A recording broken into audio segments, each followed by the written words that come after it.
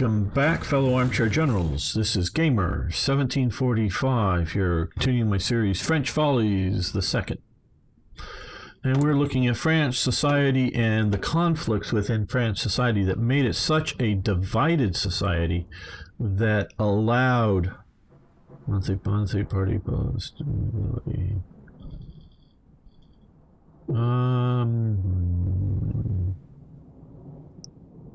That got me the base stability plus 10%, which is really helping. Yeah, let's do this. This will help out.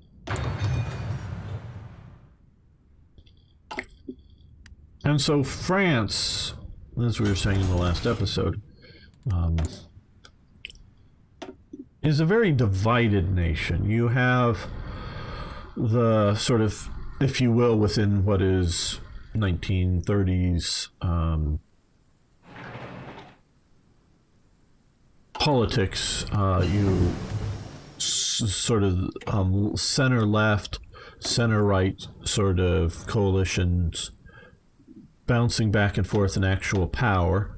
You have, if you will, on the right,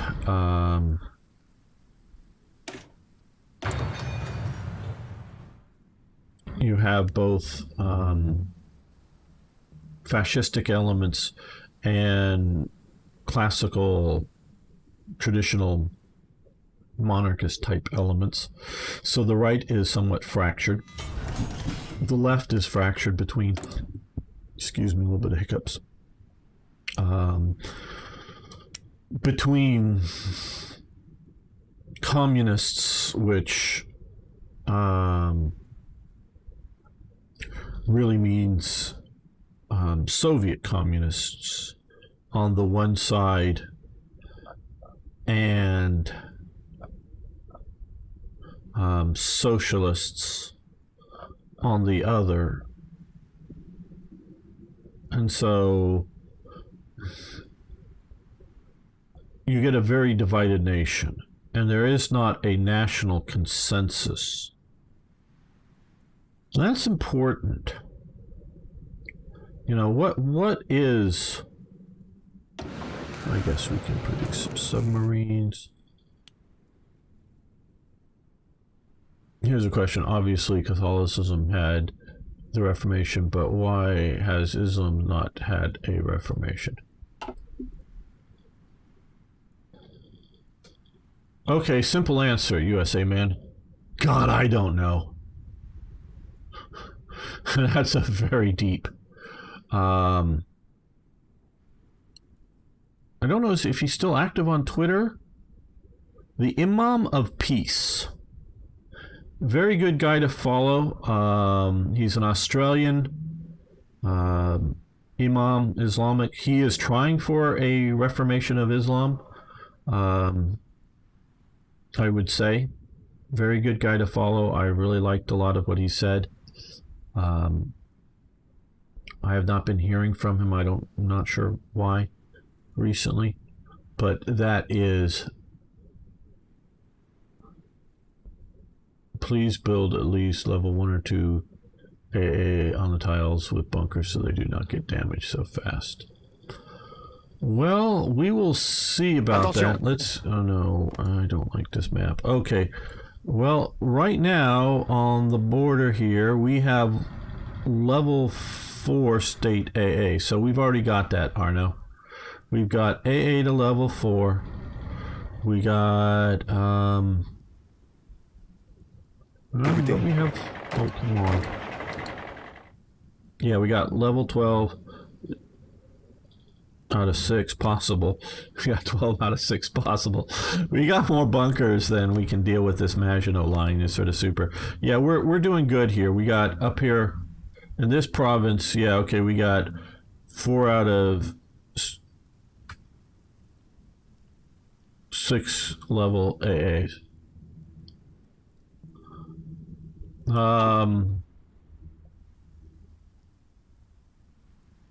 Blatant corruption in the church. And Martin Luther did his, 13 points? Or was it more? I forget. Oh, well, we are slowly pursuing, we're doing economic cooperation. We're going to go down this extended Maginot line. We'll see what we're going to do. But do realize, Arno, that with this playthrough, this whole area, there is no west wall, and this is still a demilitarized zone. So I am thinking about blitzing at least to the Rhine and trying to hold the Rhine. Whether Germany invades the Netherlands or not, I'm not sure. Oh, and the printing press as well was important to the Reformation. The printing press and massive corruption and a few personal leaders. Never discount the importance of personality in events.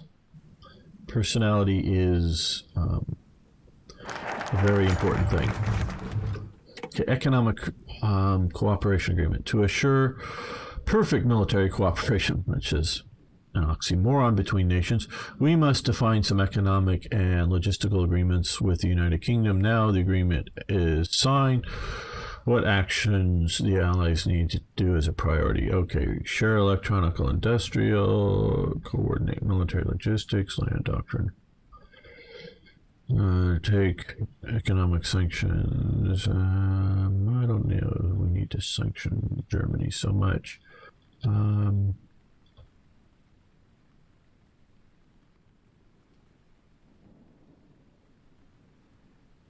Yeah, let's get through some doctrines.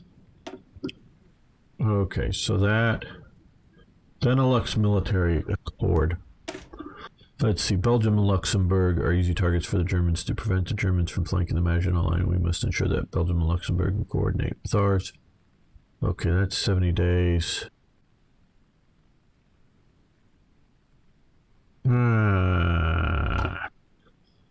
Let's do this first.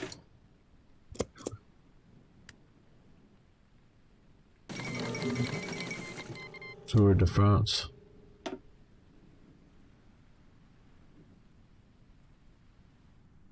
That's not a Benelux Accord. It doesn't have the Dutch. You're right, it doesn't have the Dutch. The Dutch thought they could avoid World War II by keeping their heads in the sand.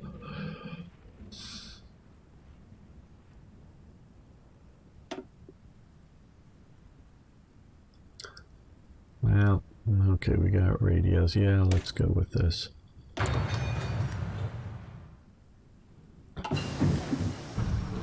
Computing machines, great. Yes, great. Okay.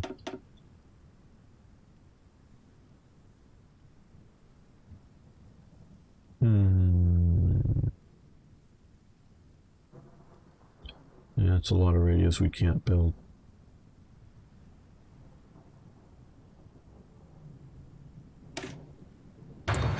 Okay, let's look at our intel here. Okay, what are we doing here? Okay, Europe. We've been influencing these nations.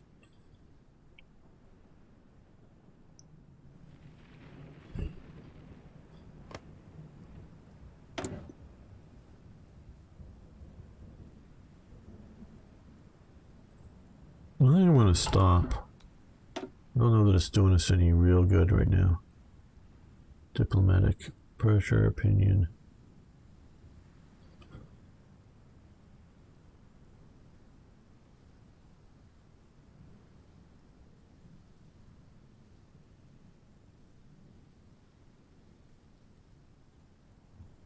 Well,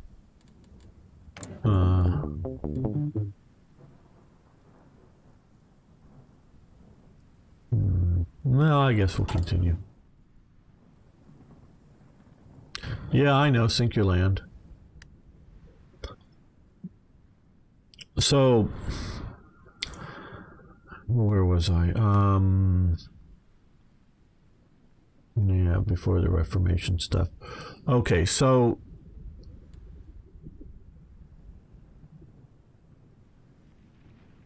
root out resistance. Well, I don't think, well, let's see, not enough manpower for garrisons, radio equipment, whatever. We're not really that bad on dealing with resistance in our colonial empire here.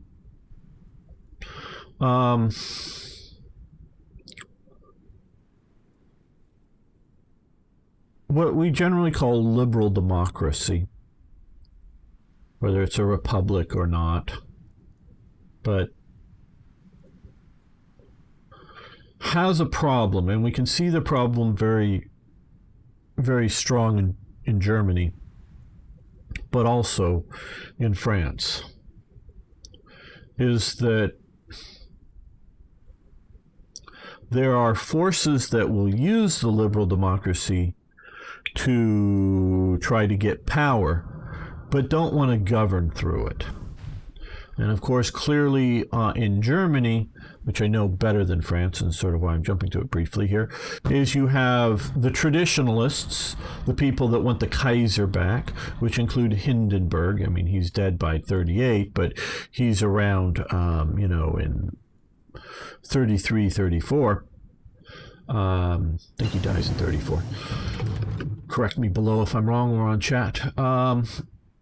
But you have Hindenburg, so they want a return to the sort of traditional aristocracy. Not because in Germany before World War I, it's not that the Kaiser and the traditional aristocracy were like reigning supreme. There was still a parliament, and there was a rather reformed sort of system, but they want the traditionalism in power. Or you have the Nazis, and neither the traditionalists nor the Nazis want to have the Weimar democracy, the Weimar liberal democracy going on. And the communists in particularly also don't want Weimar democracy going on.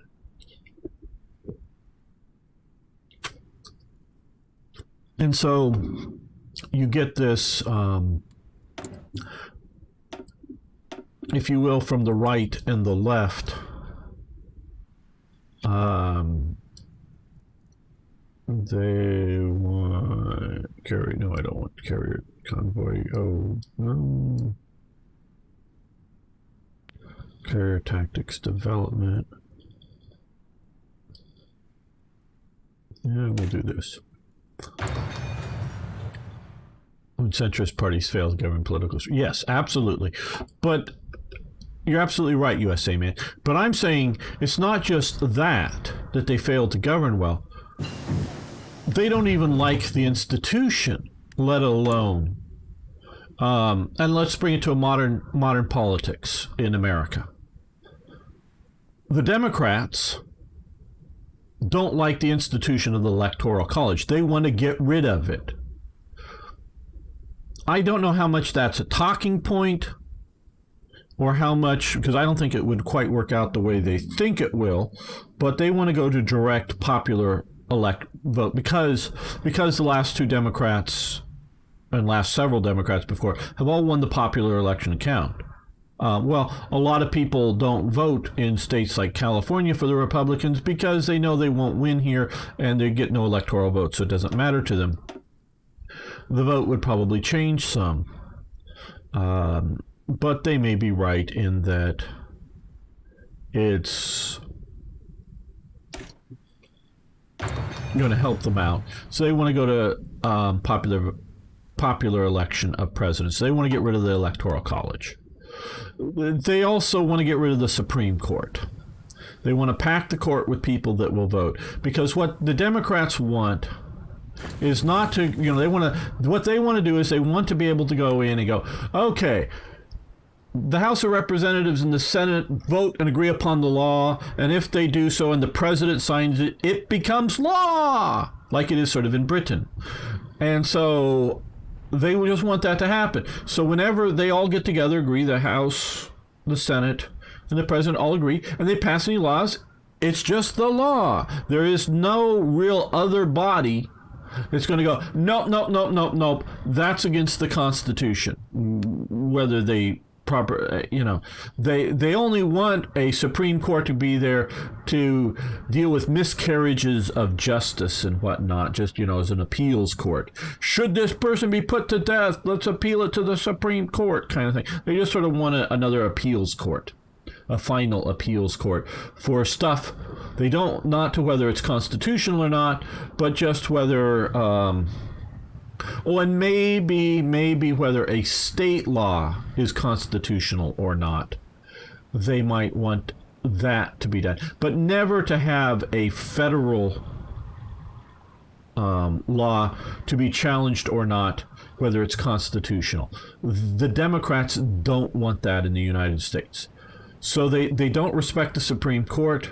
They see it as a hindrance to their goals, and they see the Electoral College as outdated. So it's not just, and they don't see themselves as extremists or seeing the nation necessarily as the centrists have failed to govern. They just see these two institutions as something that they don't agree with. That's the kind of fundamental situation I'm talking about in both France and Germany. Germany under Hitler has gotten rid of all these things, so they're now a unified situation by 1938. Not that everybody agrees, but enough people agree. And so that is sort of the situation we're facing here. There isn't a base stability plus 2%, repair dockyard civilian factory. We're not building civilian factories. I guess we just don't have anti-fascist artillery, small arms, construction speed, economic minister, cost, acceptance. I want the base stability, factory repair speed. So let's do that. And, well, we have one more political advisor we can dump into the mix here. So we'll do that. And we're starting to get to where we're going down in fuel, so we probably should get more fuel or more oil coming in.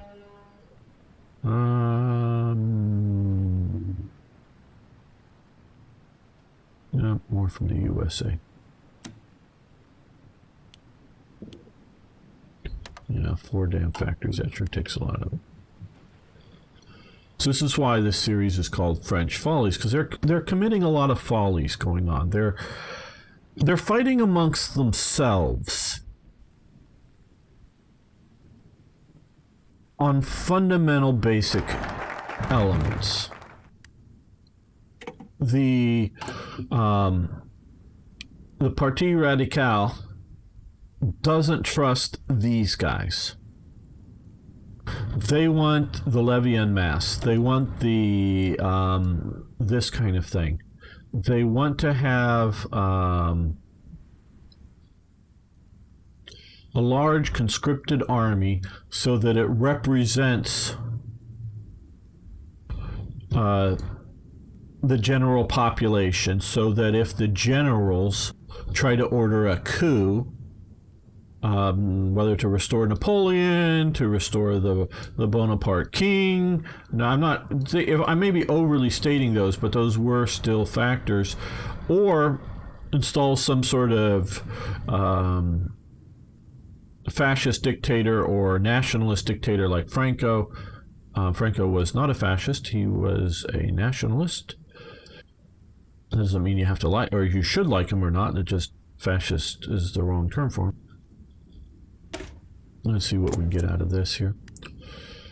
And so they don't trust, the political leadership does not trust the army domestically. Not like I was talking earlier about not trusting the army's assessment. Can we defend the nation, or can we defeat these other guys? They don't trust them to not march in and kick them out of office.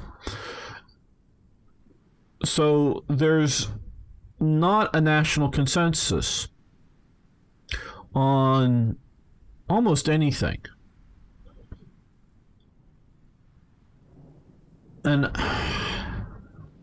that is, if you will, one half of the fundamental problems of France. What does it mean to be a Frenchman?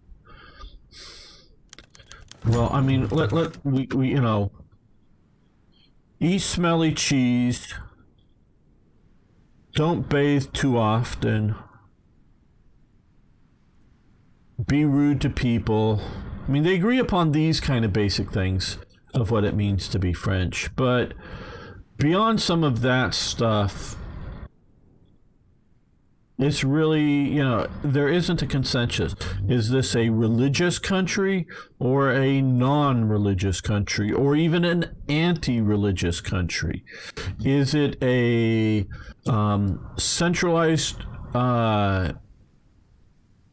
authority country, or is it a regional authority country? Is it a bourgeoisie country, or is it a proletariat country, or is it an elitist country? They just don't have this sort of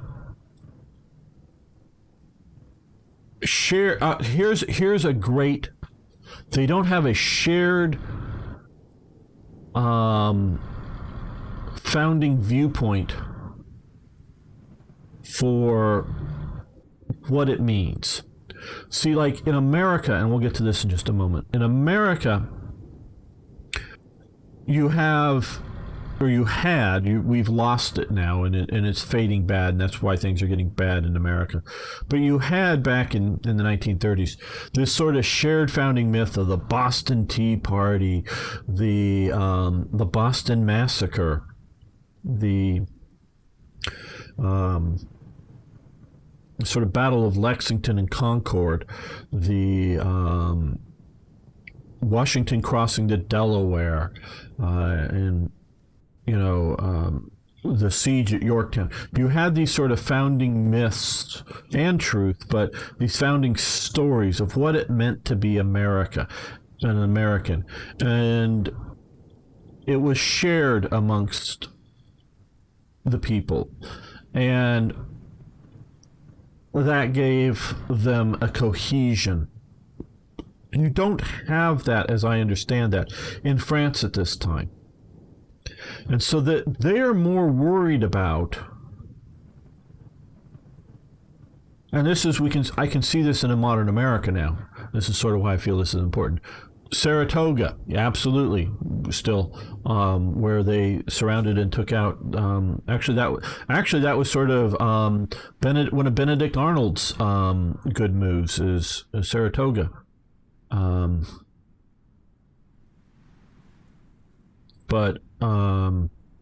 Yeah. And so you have this sort of shared founding story that continues into the American Civil War. And you can definitely see it in a lot of the propaganda movies and what's going on in America during World War II, the sort of acceptance of the South, the Confederacy in flags and stuff and stories during World War II, and it was both the Union and the Confederates fighting World War II together. Now, of course, being pro-Confederate or something is now seen as evil, so you've now cast out these people, but it was not that it was necessarily accepted that it was pro-slavery, but that these are all part of the shared combination. You don't have this in France because you've lost the focus of the monarchy or the focus of the church.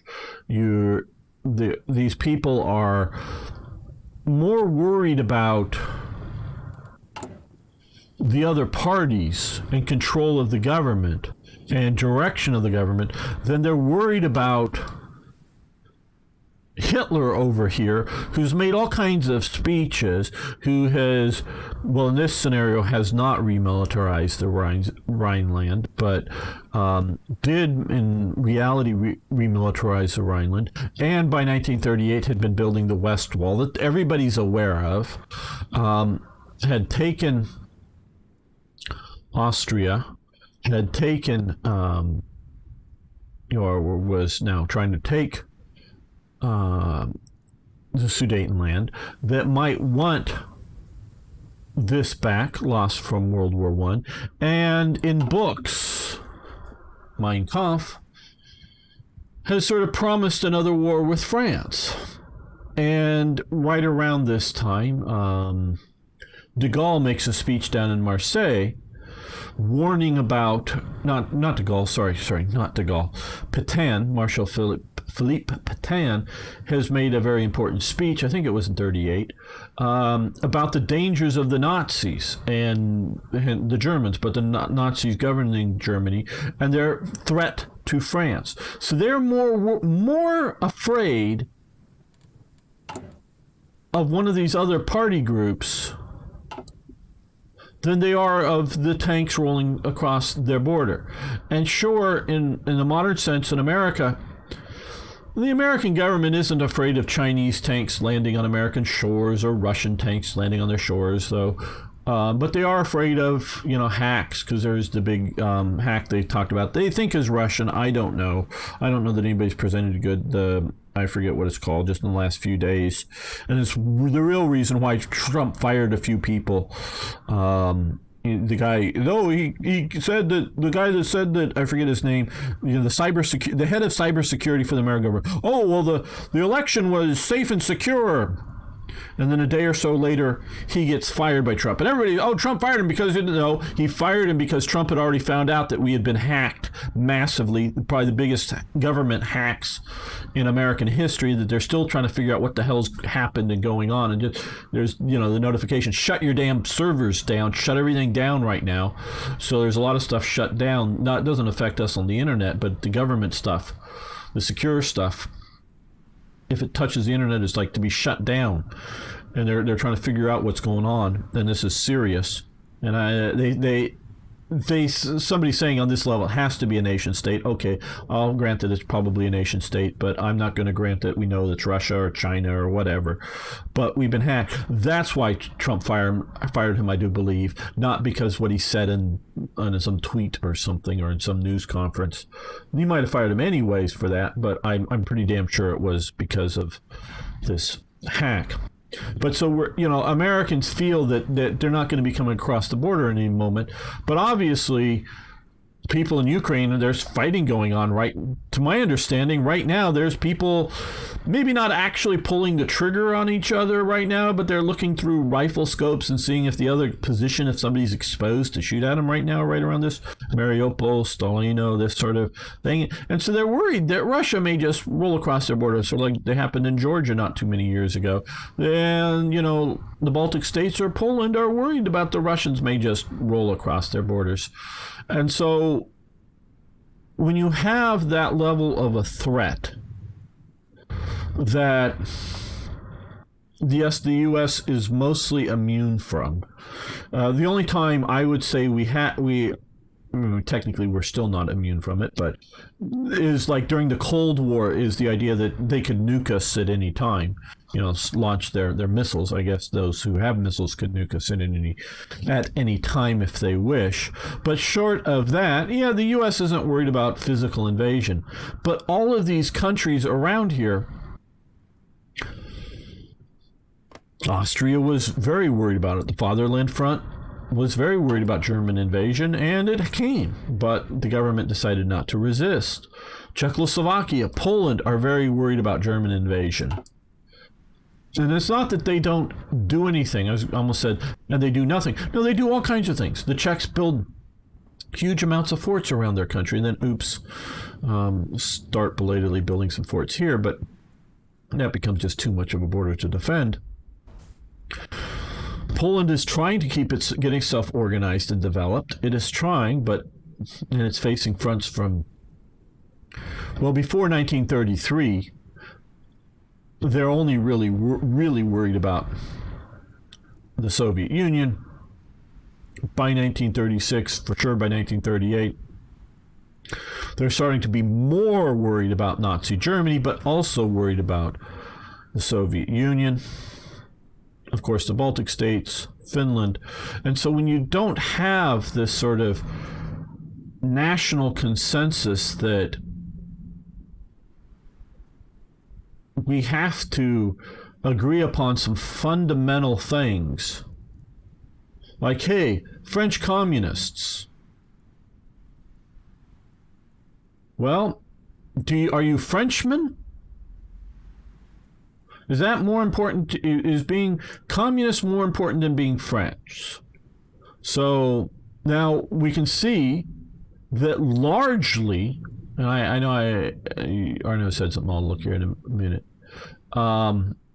Largely, the French communists, being communist was more important, because once the Molotov-Ribbentrop Pact is signed, the French communists shut up about the Nazis. Hooray, the Nazis are liberating Poland. Yay. We gotta, and they sort of go on this brief, period of yay for the Nazis. Let's do things together with with the fascists and the Nazis and whatnot. And so because the French communist parties were fully Stalinized, these just about everywhere I know were fully Stalinized by the time the Ribbentrop-Molotov Pact is signed, they come out in support of it and not condemning the Nazis. So in 1940, when the German panzers are rolling across the French border, they're like, yay, the Nazis are being victorious. They're our allies with the communists. Yay. So that they now, of course, the communists are the extreme on the left. But the socialists, the center-rightists, the rightists, the true right wing, they're not unified enough to realize that this is the real danger, and your social political fights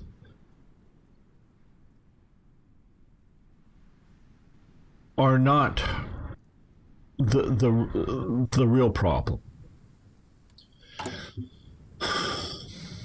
And I'm ignoring this for the moment. We'll pick this up next episode. This is how a lot of parties in Europe look. A lot of our government legislatures look. Some of them specifically are proportional representative systems. And I know my friend Lum feels that the duopoly of American politics of Democrats and Republicans is the wrong way to go. But I've come to the conclusion that I have to disagree.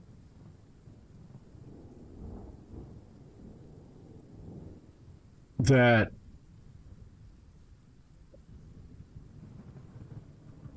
a two-party system, now it doesn't need to be the Democrats and Republicans. And parties, or what you really should see if you're looking at a two-party system, is a two-coalition system, in that instead of like the agrarian party getting 5% of the votes or the seats or the whatever, and the communists getting 11%, and the far right leagues, as they're calling it under here, getting 5%. Instead of that, you just form coalitions, a right coalition and a left coalition, if you will, whatever that may mean. Now, sometimes you may have a northern coalition or a southern coalition, or an urban coalition versus a rural coalition. That may be more of what we're having in America right now. But having two coalitions that individuals, whether individual political leaders, like there was one Democratic congressman who refused to, about the only one, refused to impeach Trump, leave the Democratic Party, switch to the Republican Party, and actually, if you don't know this, won re-election both through the primary in the Republicans and in the general re-election just recently. So he's staying in Congress, though Trump may be leaving, staying in Congress as a Republican. Now, he's a moderate Republican. He was a moderate Democrat, but now he's a moderate Republican. So either individual political figures like that, I mean, he's a minor one as political figures go, but still, or individual voters, your person, may switch the coalitions around. And so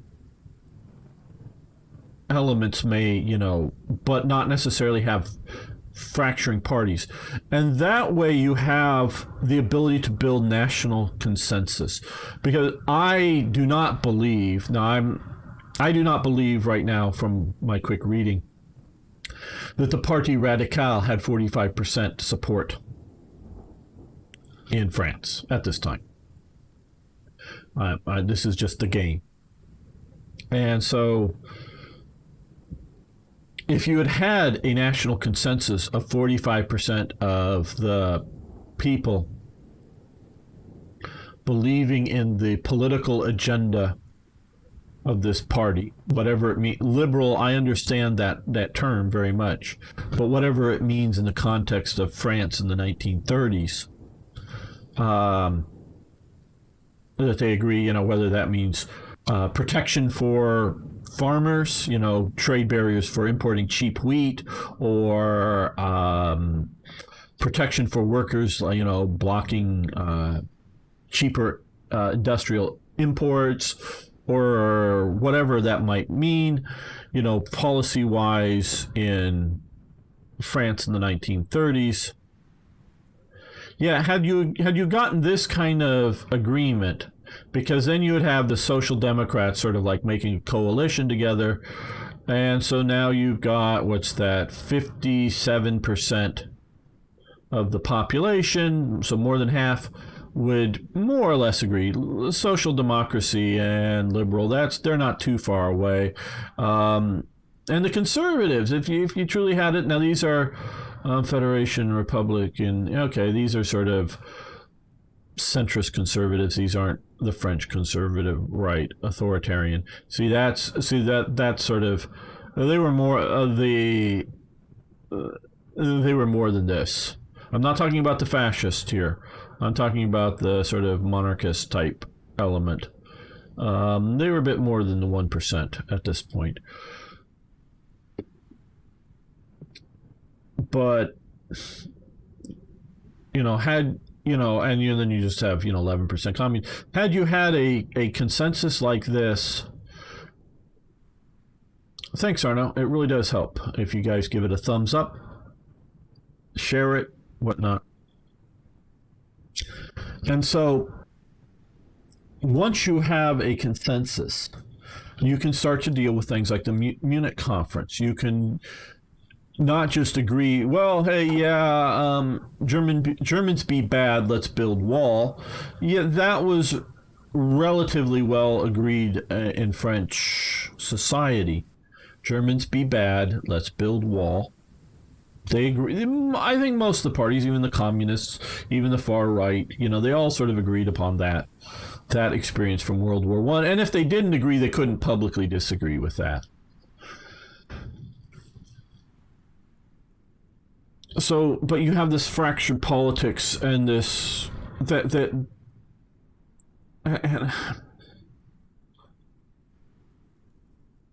there were, once Germany does invade, there were some French, mostly professional, the few professional units that were made up of primarily long-term service members, not draftees. These were the sort of professional, some of the professional armored regiments that sort of went back to being old professional cavalry units. And when I say long-term service, it's not like they're necessarily all the guys driving the French tanks were like 20-year veterans of the army or were planning on spending 20 years in. No, but they, I don't know what longer-term enlistment might have been, but, 6 or 8 years in, so they've been in like 4 or 6 years being full-time soldiers, not just, hey, yeah, we're a soldier for 18 months or whatever it is, and then we become a reservist. No, these were like, because that's what a lot of it was, manning the front lines in the Maginot, were people that were drafted into the army, spent, a year and a half or whatever it was. I don't quite know how long the draft enlistment was. And then you go to your reservist unit that could be called up in time of emergency, but otherwise you weren't professionals. There were professional units that they fought really hard, but they were just a drop in the bucket compared to the overall French army. So you have this really fractured society. Now that's only half, and we'll get to some of the other stuff, but that's half of the reason why France fails. Because France did not stand up against the Germans when they kicked the last of the French out of the Saarland. They did not in 1935. They did not stand up against the Germans when they remilitarized the Rhineland. They did not stand up against the Germans when they officially announced the Luftwaffe, though there were precursor elements that were more or less the Luftwaffe in disguise. They didn't cry, "You violated the Treaty of Versailles, charge, our tanks are going across your border," or whatever, for the Luftwaffe. They didn't, before this time, when Germany, Hitler, the Nazis, what do you want to call it, cancels the provisions of the Versailles Treaty that gave special ports to, I think here and here mainly, to Czechoslovakia so that they could, import, export things up and down these rivers without going through German customs. They would be, sealed in either sealed barges or sealed train cars. So they would show up unloaded from a ship. Germans, they could look over the fence or something, but can't see inside of the crate or whatever it might be. Could be loaded into a special dockyards and then sealed up, whether coming up barges up the river and or trains, sealed up inside the area, and the Germans can't open them, and so they come and can't tax them, can't regulate them, and going in or out of Czechoslovakia, or coming in or out. So it was Czechoslovakia's ability to trade with the rest of the world. Once they canceled that, and I think that happened in 36 or 37, it was definitely before the Munich conference, that Hitler cancels that provision of the Versailles Treaty. You break the treaty. What does that mean when you break a treaty? Oh, you're at war now, if you want. And so because France is too fractured, now some elements is step by step, little bit by little bit by little bit. And it doesn't seem so important. Like, I recently was watching the thing, and I knew about it. When China occupies one of these little atolls out here that the Philippines claimed and the Chinese claimed, they had a little conference. The U.S. brokered it, said, okay, well,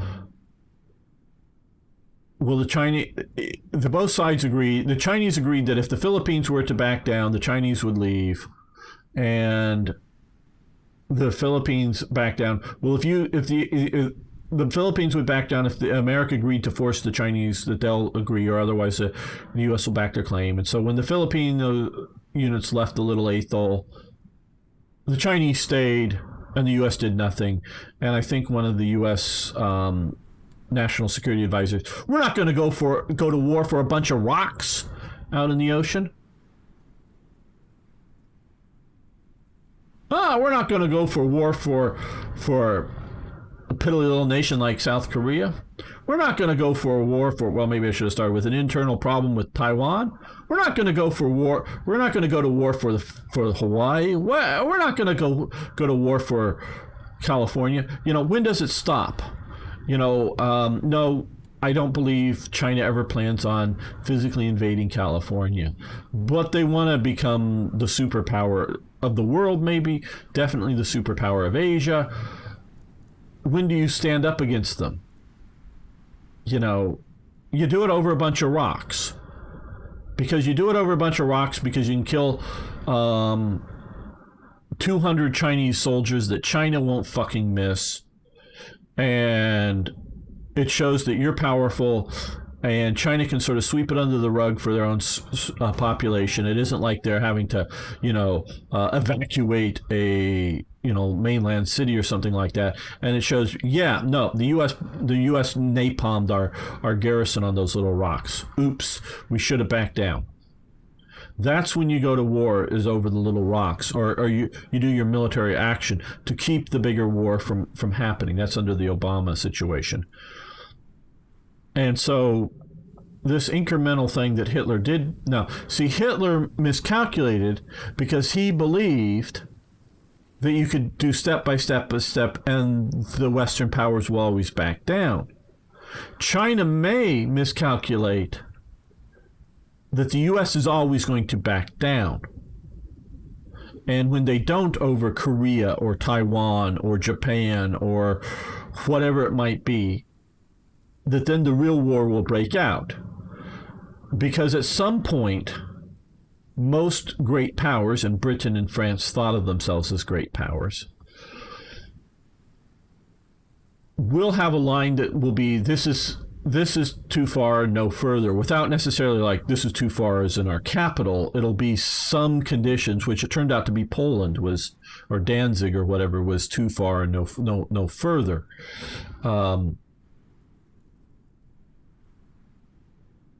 But because you did not have a consensus on what it meant to be French, you didn't have this war support.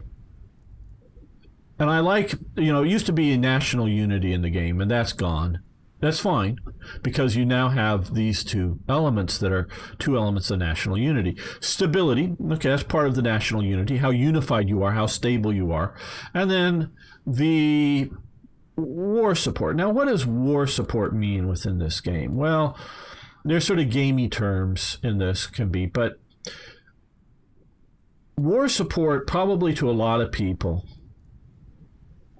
war support is high, if you were to say that in like a lot of the press.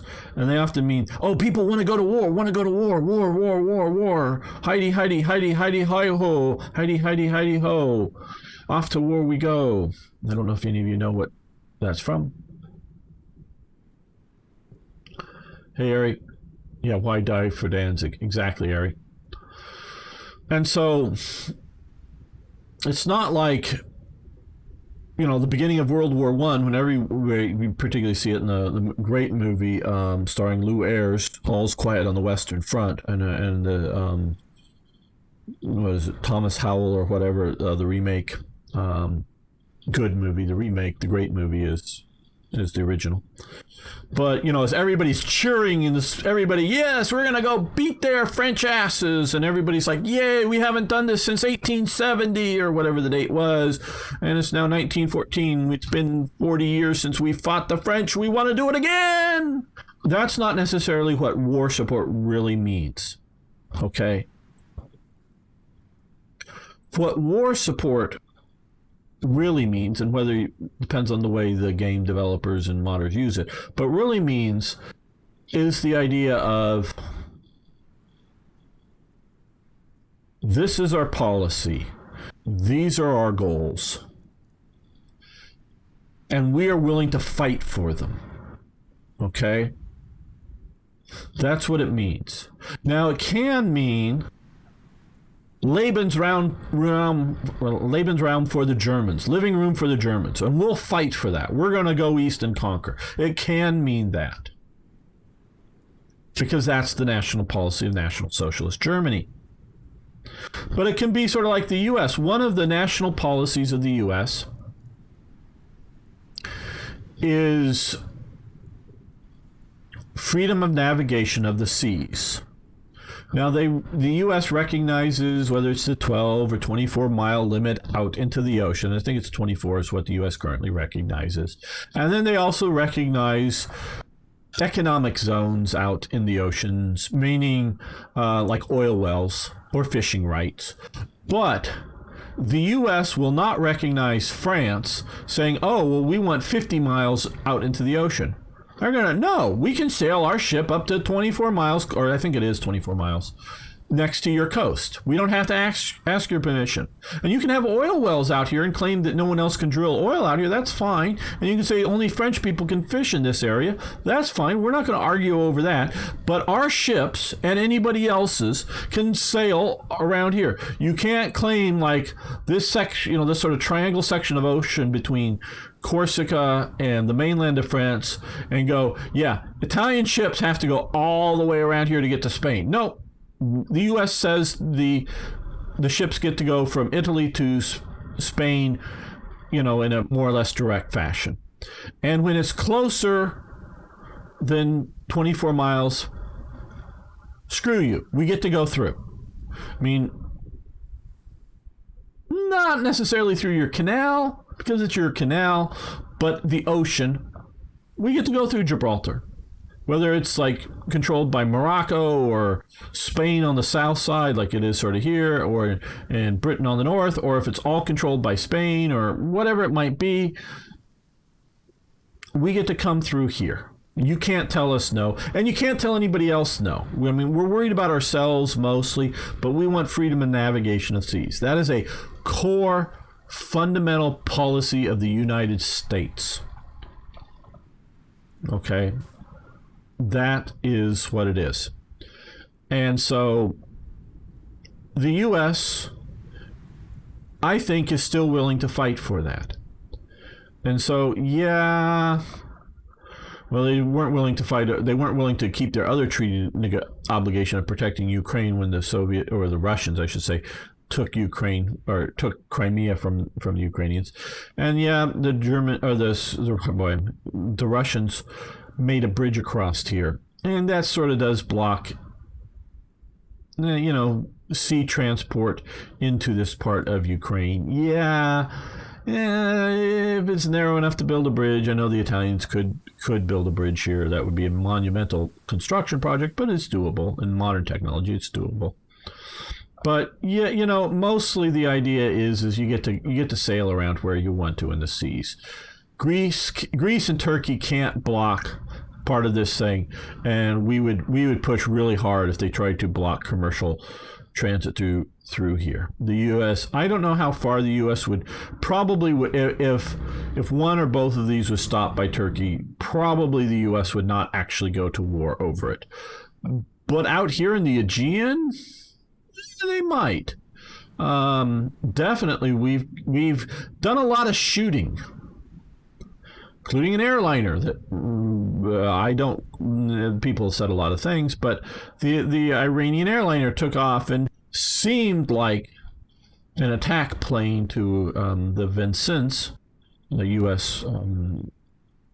Cruiser, I think, guided missile cruiser, shot it down with a bunch of passengers on board. Or some people say that they were dead bodies, and it definitely had an odd flight plan, but they thought it was an incoming Iranian aircraft. Well, it was, but they thought it was a military one. And they shot it down, passenger plane, because the Iranians were doing attacks on ships that were coming through here, and not just ships that were, carrying Iraqi flags coming, because it was during the Iran-Iraq War, what had been called the Gulf War, but the Iran-Iraq War, because it sort of spilled out into the Gulf out here. The U.S. was going, no, ships, going to wherever can come through Iran, you don't get to attack them. And we shot back. Not just the one airliner, we shot back at a lot of them and killed a bunch of Iranians. This was, again, before Obama and letting them take over our boat and not doing anything about it. We would shoot at any Iranians out in the water that were attacking U.S. or other ships, neutral ships at least. I mean, if they were at war with Iraq and it was an Iraqi ship, that might be a bit different. But any neutral ships that got attacked in the Persian Gulf, we shot back. And at times we bombed missile batteries and other things on the Iranian coast. So that is a principle of, and it's not just because of oil, but oil is the important thing that comes through here, is that we believe in freedom of navigation of the ocean. So if India were to start messing around out here, we're going to go no. Now, India wants our alliance because it's facing problems with China, so it isn't going to limit freedom of navigation. And so those are core principles. So the U.S. is willing, is the U.S.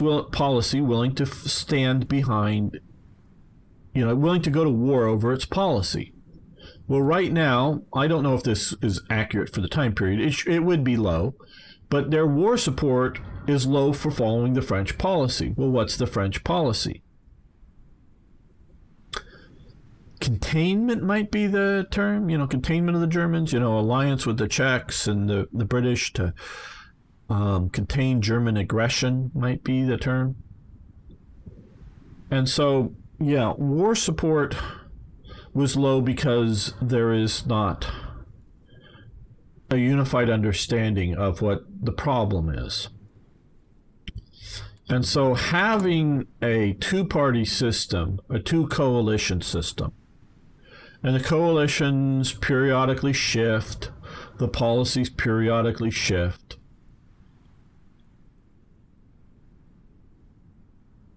And so sometimes people jump from, in the U.S. from Democrat to Republican because of some policy shift. Some company that wants to import stuff from other countries might have been on the Republican side because they were for free trades and union busting. And now that Trump is going, hey, no, no cheap imports from China or whatever, they might go, well, can we still import from Germany? Well, yeah. Oh, okay. Well, we support you. Or no, we want to import from China. So then they switch, some company switch to supporting the Democrats instead of the Republicans, because Republicans are now anti-trade with China and the Democrats are pro-trade with China, and sleeping with them too, if they're spies. Only if they're spies. But yeah.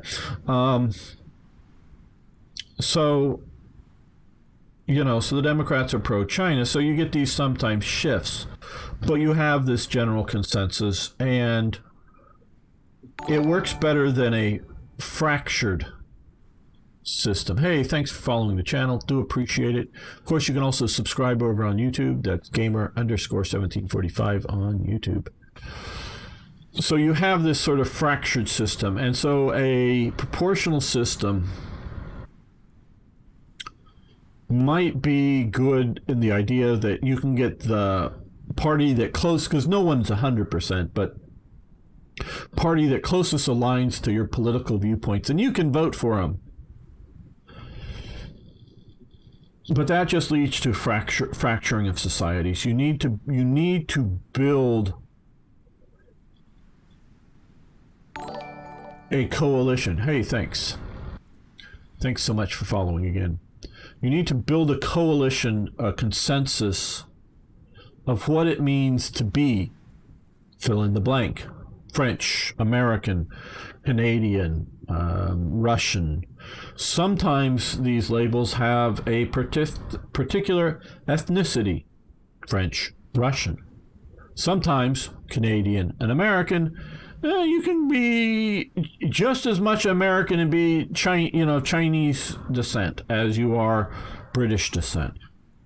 But I don't know if you're living in Czechoslovakia, if you can or in Czechia now, if you can be just as much Czech if you're Chinese descent, even if you're born and raised in Czechia. I don't know, because your racial and ethnic identities might be enough that you only be part Czech if you're born there or something. I'm not talking whether you have a passport from the nation. I'm talking whether you're, identified as part of this. Because I know most Westerners don't want to accept this, but you can move to Japan.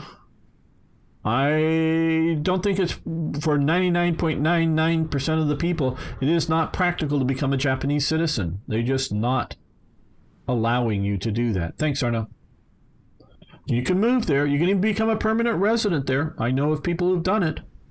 Maybe not forever resident, because they may eventually move back to their home country, but a long-term resident in Japan. And China, yeah, now they're getting more and more anti-foreign, but you could never, before even that, you couldn't become Chinese citizens. You can't. A foreigner cannot own land in China. One YouTuber who married a Chinese woman and bought a house there to sort of appease the family of his, wife. He couldn't buy the house. I mean, it was his wife that bought the house, bought the property, who was the Chinese citizen. I mean, he paid for it, but it was her owning it because he couldn't own it because he was a foreigner. He actually sort of uses Luai 85, which is sort of foreigner in China, Chinese. So, you can't become, a Chinese American might be able to move back to China and become Chinese. But a non-Chinese person can't move to China and become Chinese. You might go there, become a Chinese fanboy or fangirl and learn Chinese and act all Chinese, but you'll never be Chinese and you're never going to be allowed to be a citizen of China. Just ain't going to happen. Again, for 99.999%, there's probably going to be some exception out there that, that will get through. But it'll be such the rare exception, either because he's super rich or he or she is, I don't know what. But you're basically not going to become Chinese or Japanese. As in citizen, as in have the people accept you as one of them. So sometimes national identity is also ethnic or racial identities, but not always. Like again, like America or Canadian or Brazilian. Actually, Peru.